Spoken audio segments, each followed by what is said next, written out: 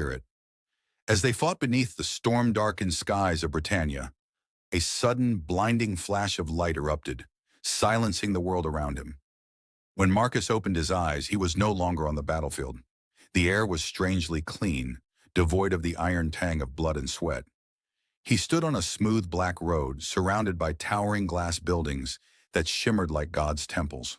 Strange, box-like chariots whizzed past him without horses, and people walked about holding glowing rectangles to their ears. Marcus staggered, his bronze helmet and red cape drawing the curious stares of passers-by. A man in strange, colorful garments approached him, speaking a language Marcus barely recognized as a descendant of Latin. "Costume party, bro?" the man asked with a grin. Marcus drew his gladius instinctively, causing the man to back away with his hands raised. The centurion's sharp eyes scanned his surroundings. Though disoriented, his military training took over. He needed to understand where and when he was. After several bewildering encounters, Marcus found himself in a park, seated on a bench trying to make sense of his surroundings. A woman approached him, her eyes filled with concern rather than fear. She introduced herself as Dr. Clara Bennett, a historian. She noticed his Roman attire, and rather than dismissing him as a street performer, she saw something genuine in his demeanor. "You look authentic," Clara said, cautiously sitting beside him. "Are you from a reenactment group?" Marcus looked at her, his eyes narrowing. "I am Marcus Aurelius Varro, centurion of the 9th Legion. I know not what sorcery has brought me here, but this world is strange to me." Clara's heart raced.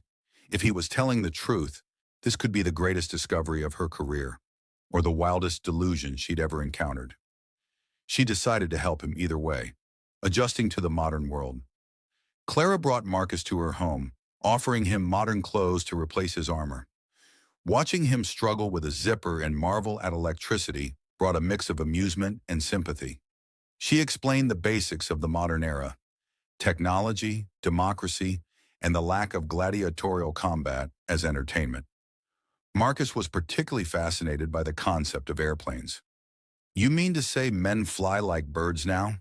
he asked, his tone filled with awe. "Not exactly like birds," Clara replied with a chuckle. "But yes, we can travel across the world in hours."